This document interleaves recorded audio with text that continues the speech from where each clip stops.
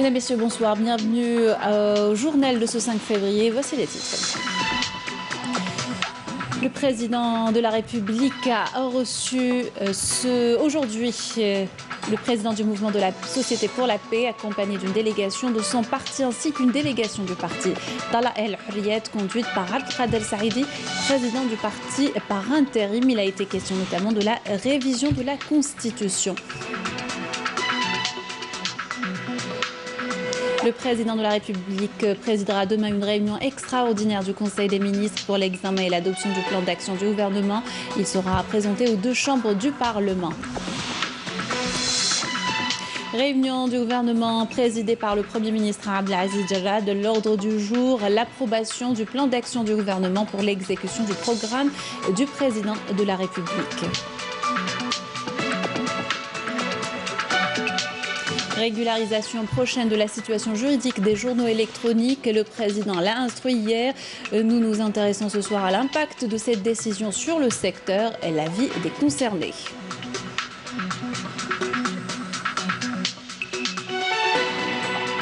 Nous reviendrons sur le troisième jour de la visite du général-major Saïd Chingueliha, chef d'état-major par intérim, notamment l'inspection de certaines unités du secteur militaire de Tamanrasset et la supervision de l'exécution de tirs avec missiles sol-air.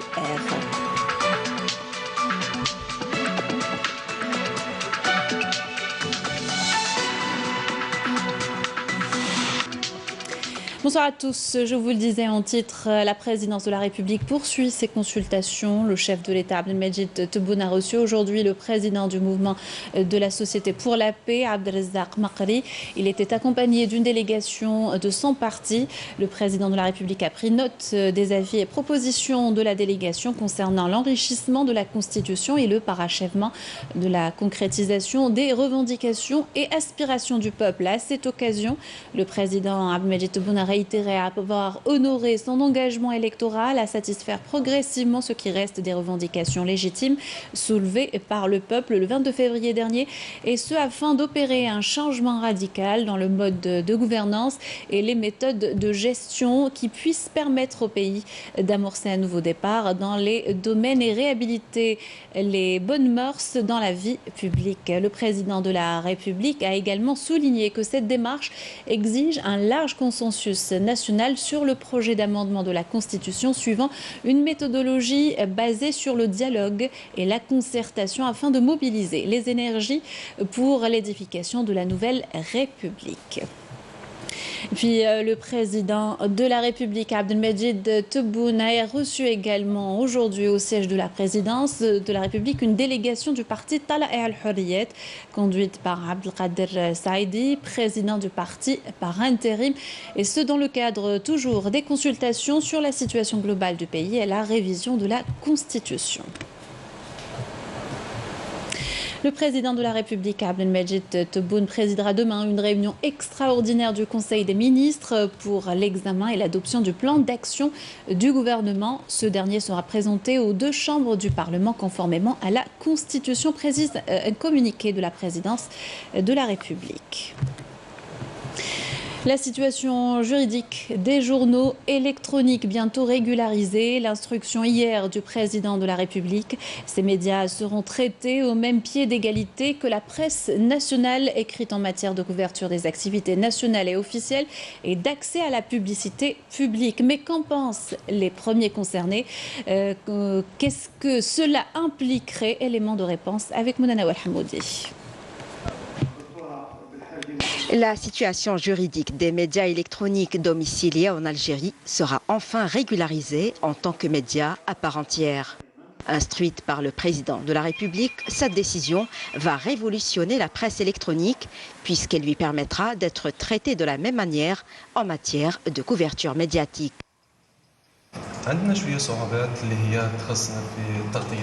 La presse électronique active dans des conditions très difficiles. Nous rencontrons toujours des obstacles concernant les couvertures médiatiques officielles, car nous n'avions pas d'agrément, donc pas d'autorisation de couverture. Nous avons également des difficultés financières, faute de publicité publique, mais aussi privée. La plupart de nos sponsors sont réticents parce qu'ils ne savent pas à qui ils ont affaire. Dans ce contexte, le Premier ministre a appelé le ministre de la Communication à engager avec les parties habilitées les procédures et modalités réglementaires permettant à la presse électronique d'intégrer le paysage médiatique dans le strict respect de la déontologie et de l'éthique de la profession. Je pense que l'ensemble de la collectivité, de la corporation journalistique algérienne, on est tous d'accord pour dire que jusqu'à récemment, jusqu'à un passé très très récent, on était dans un système moi je le qualifie comme de la jungle informationnelle, notamment dans l'univers numérique. Là, je parle de l'univers numérique. Donc on n'avait pas d'orientation, on n'avait pas de réglementation. Tout le monde avait le droit de devenir et de produire dans cet univers numérique aussi sensible. Et je pense que vraiment il nous a fallu du temps pour prendre ce genre de décision. Par cette décision, un chantier sera ouvert pour une nouvelle réflexion sur la réorganisation du secteur de l'information et sa promotion conformément aux lois en vigueur. Le Premier ministre Abdelaziz Jarrad a présidé aujourd'hui une réunion du gouvernement. Un seul point à l'ordre du jour, l'approbation du plan d'action du gouvernement et pour l'exécution du programme du président de la République. Le document finalisé sera présenté pour examen au chef de l'État à la faveur de la tenue d'un conseil des ministres avant d'être soumis à l'approbation de l'Assemblée populaire nationale.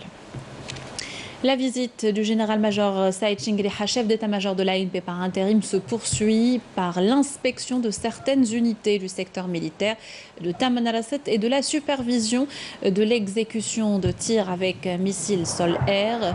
Avant cela et au niveau du secteur opérationnel d'Ingazam, le général-major avait suivi hier soir un exposé exhaustif sur le secteur de compétences présenté par le commandant du secteur pour procéder ensuite à l'inspection d'un poste frontalier avancé où il s'est enquis des différentes procédures et mesures préventives adoptées pour la protection des frontières, notamment le système électronique de surveillance des frontières, les différents remblais de terre et les installations de fortification qui contribuent efficacement à la sécurisation de nos frontières dans cette zone sensible. Ce matin, au niveau du champ de tir et de manœuvre à Silat, relevant plutôt du secteur militaire de Tamanrasset, le général-major a supervisé l'exécution de tirs avec missiles sol-air contre des objectifs aériens ennemis. Ces tirs ont été couronnés par un grand succès en atteignant des cibles aériennes, prouvant l'efficacité du système de défense aérienne dans la protection de notre espace aérien. Il reflète par ailleurs les grandes maîtrises des aspects techniques et technologiques du matériel moderne en dotation, ainsi que la volonté de l'ensemble des équipages d'accomplir parfaitement les missions qui leur sont assignées.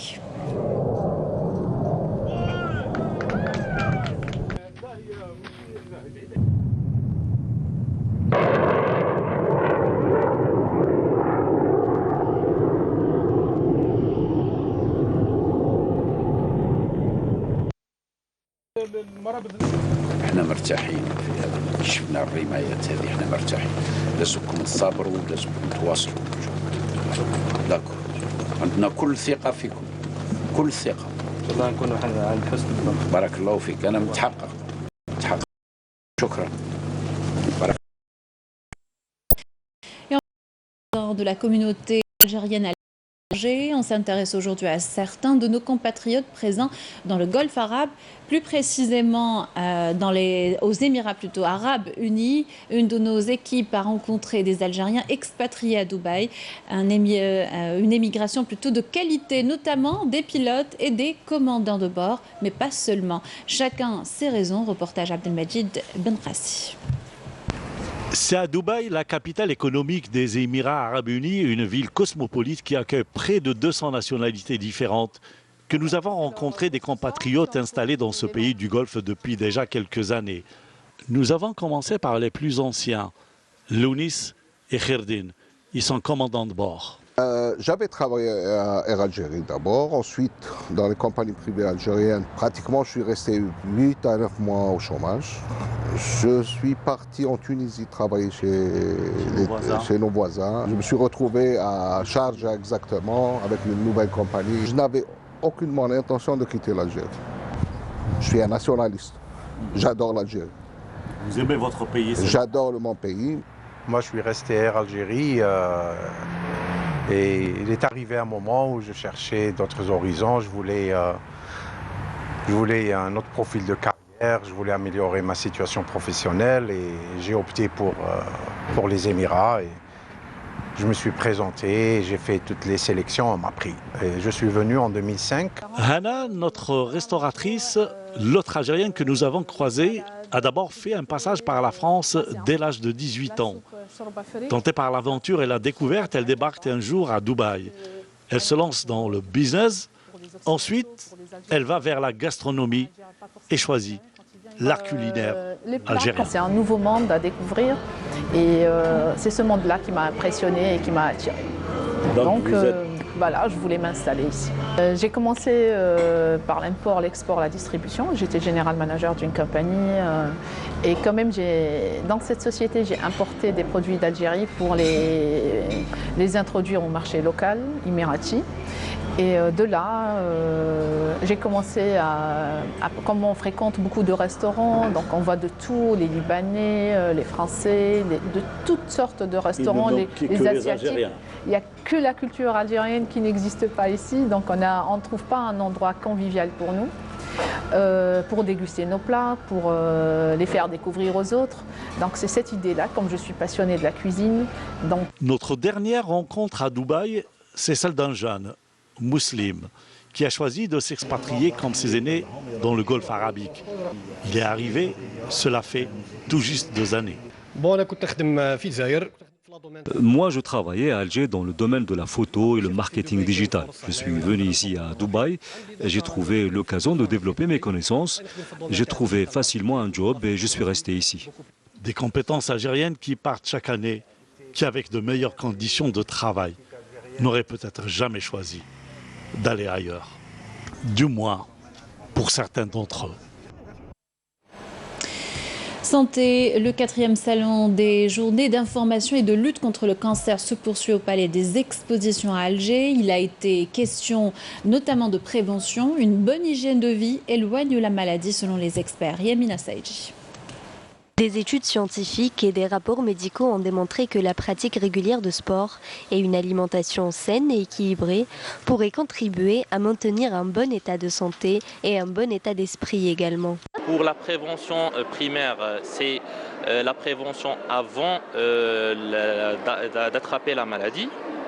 L'effet de l'activité physique sur ça a été démontré dans plusieurs cancers.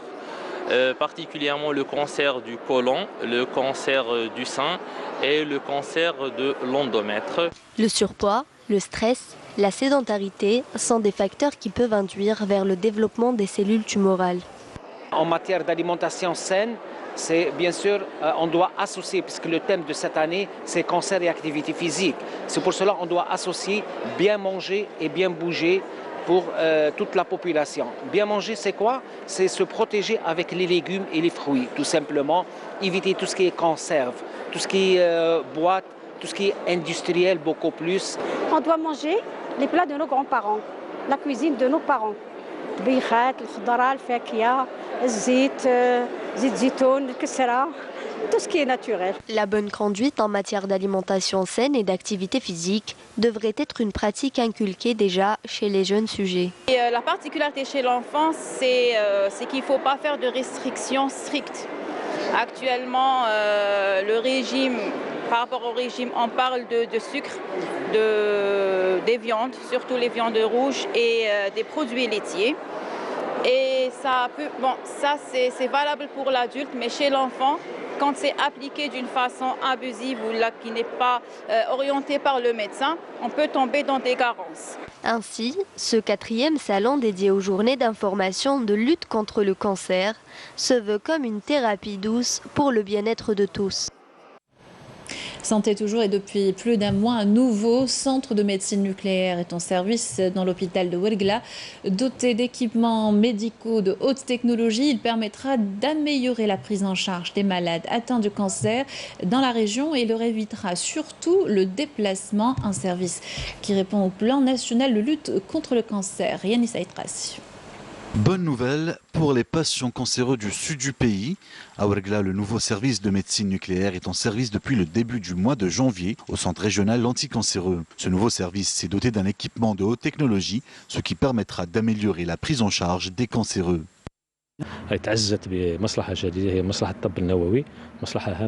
Le centre hospitalier de Ouergla bénéficie à présent d'un nouveau service, celui de la médecine nucléaire. Un département important qui permettra aux patients de toutes les régions du Sud d'en bénéficier. D'autres projets dans le même secteur sont également en cours. Cet acquis ouvrira de larges perspectives thérapeutiques à travers le diagnostic et le traitement de précision pour les patients qui affichent les premiers symptômes de la maladie grâce à ces nouveaux équipements de pointe. Les malades étaient souvent obligés de se déplacer dans d'autres wilayas, comme Sétif, Bourj Bouaririj, Alger. À présent, ils n'auront plus ce souci. Ce centre dispose d'un équipement médical de haute technologie, tel que le Spectre City, un appareil haut de gamme au service de la médecine nucléaire, ce qui permet d'une fusion entre le scanner et la radiologie. Un matériel spécial pour la scintigraphie et une caméra gamma double tête. Premier du genre, ce service anti-cancer de Ouergla assure déjà à de nombreux patients de très bonnes prestations dans leur suivi médical, allant du dépistage précoce à la prise en charge médicale. C'est un service qui répond au programme national pour la lutte contre le cancer, sachant que ces 5 dernières années, plus de 1600 cas de cancer ont été recensés dans la wilaya de Ouergla. Voilà, donc c'était un sujet de Yanis Ait Belkacem. La DGSN dresse son bilan de 2019. La Direction générale de la Sûreté nationale a présenté des statistiques sur les délits, infractions et crimes enregistrés par ses services à travers le territoire national. Fait marquant, augmentation de la cybercriminalité. Compte rendu de Myriam Damis. La cybercriminalité, un fléau en os en Algérie. C'est ce que dévoile la DGSN lors de ce point de presse. Un chiffre nettement en hausse par rapport à l'année dernière. 4210 affaires relatives à la cybercriminalité sont enregistrées. Toutes les études et les analyses effectuées dans le cadre de la lutte contre la cybercriminalité ont prouvé une recrudescence de ce phénomène dans plusieurs pays, enregistrant ainsi de nouvelles victimes.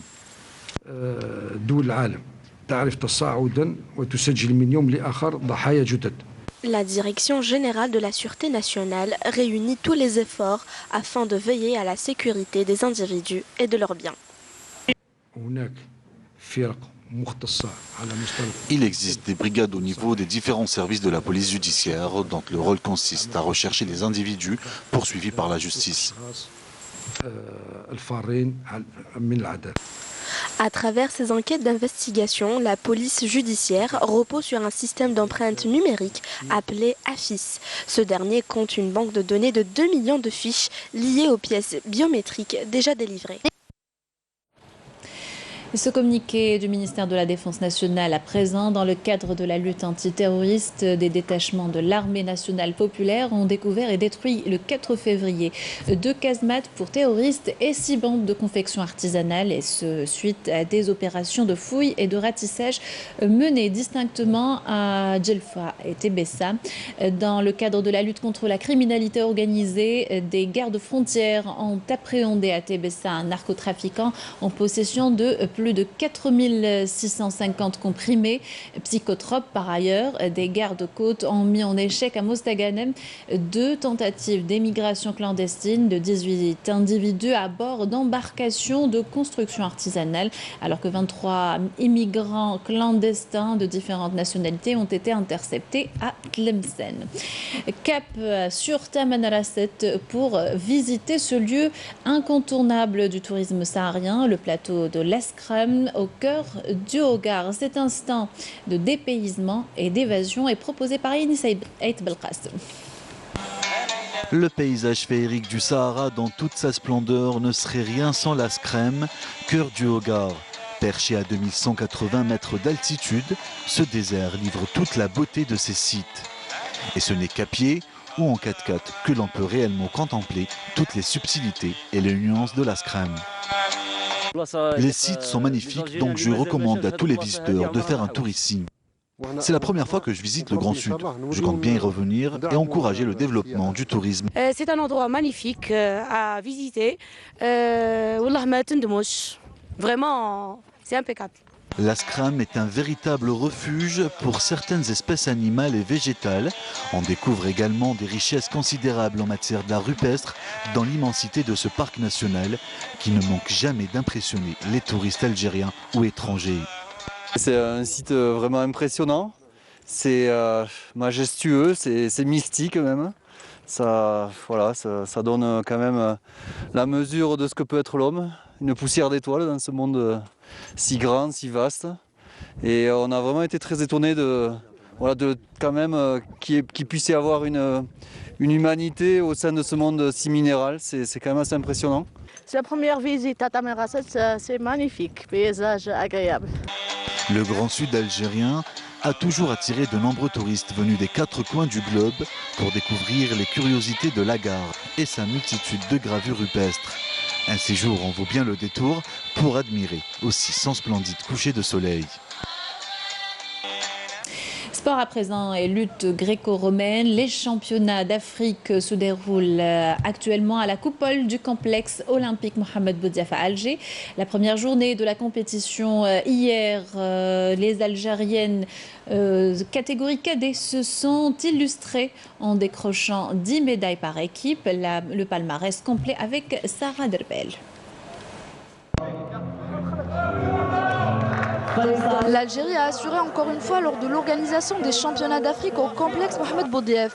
Une parfaite organisation avec toutes les conditions nécessaires pour tous les participants. Les Algériens ont bien défendu les couleurs nationales en décrochant 19 médailles. Comme vous voyez, l'organisation elle est parfaite. Donc la compétition elle est organisée aux normes internationales. Pour ce qui est des résultats de la première journée, je pense que les objectifs ont été bien atteints. Donc nous avons quand même obtenu 6 médailles d'or. Et il reste encore la deuxième journée pour demain matin qui concerne la lutte libre. Côté organisation, on est les meilleurs pour l'Afrique, c'est-à-dire une organisation qui nous les championnats du monde. L'Algérie a été sacrée dans les 2 catégories. Du côté des filles, les cadettes algériennes ont terminé à la tête du podium avec 10 médailles, dont 3 en or, 5 en argent et 2 en bronze, devant la Tunisie avec 9 médailles et en 3e place, l'Égypte avec 5 médailles. Je suis très contente d'être championne d'Afrique. Heureusement que j'ai pu conserver mon titre. De leur côté, les garçons se sont également emparés de la première place en récoltant 9 médailles, dont 3 en or, 2 en argent et 4 en bronze, talonnés par l'Égypte avec 8 médailles et la Tunisie avec 6 médailles. Du côté de l'organisation, c'était parfait. La concurrence était rude, mais on a bien préparé ces championnats d'Afrique. Avec cette belle moisson de médailles, les lutteurs algériens ambitionnent de réaliser d'autres succès lors des prochaines journées. Voilà, c'était donc le palmarès de la première journée du championnat d'Afrique de lutte gréco-romaine. Et avant de se quitter, un rapide rappel des titres. Poursuite des consultations lancées par la présidence de la République. Le chef de l'État a reçu le président du mouvement de la Société pour la paix, accompagné d'une délégation de son parti ainsi qu'une délégation du parti de Tala El Hurriyet, conduite par Abdelkader Saïdi, président du parti par intérim. Il a été question notamment de la révision de la Constitution. Le président de la République présidera demain une réunion extraordinaire du Conseil des ministres pour l'examen et l'adoption du plan d'action du gouvernement. Il sera présenté aux 2 chambres du Parlement. Réunion du gouvernement présidée par le Premier ministre Abdelaziz Jarrah. De l'ordre du jour, l'approbation du plan d'action du gouvernement pour l'exécution du programme du président de la République. Les détails vous ont été présentés dans ce journal. Puis régularisation prochaine de la situation juridique des journaux électroniques. Le président l'a instruit hier. Nous nous sommes intéressés ce soir à l'impact de cette décision sur le secteur et la vie des concernés.